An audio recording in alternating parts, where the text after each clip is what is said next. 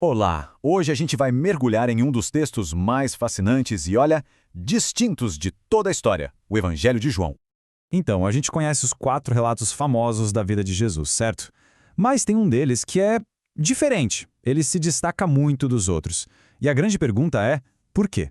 Bom, é exatamente nisso que a gente vai mergulhar agora.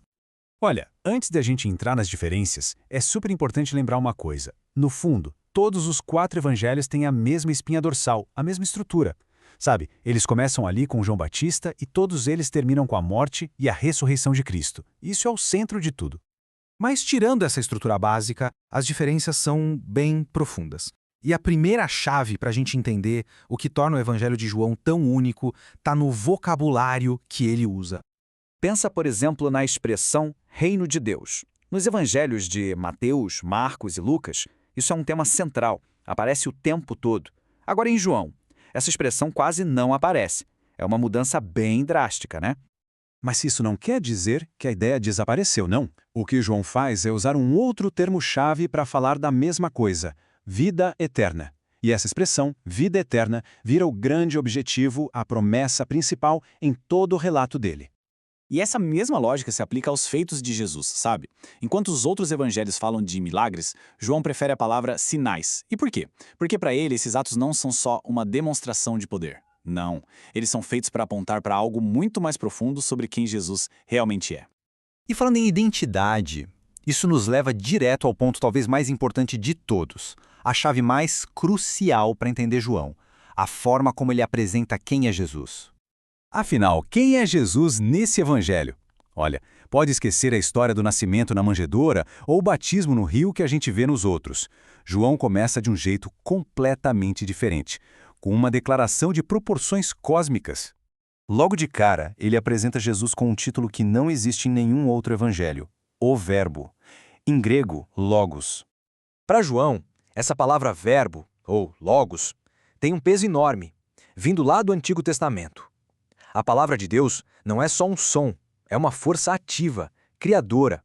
É o poder que trouxe o universo à existência.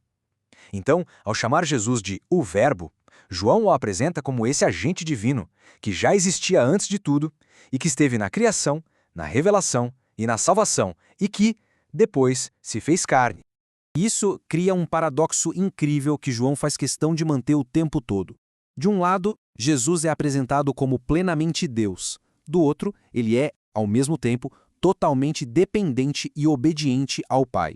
É essa tensão que está no coração do Evangelho. Essa teologia que é tão única de João acaba moldando a estrutura inteira do livro, o que nos leva, então, para a nossa terceira chave de leitura. Muitos estudiosos gostam de dividir o livro de João em 4 partes.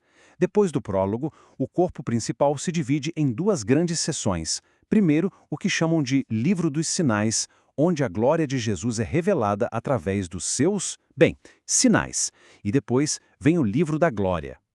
É bem ali, na virada para a segunda metade do livro, que Jesus anuncia que o momento dele ser glorificado finalmente chegou.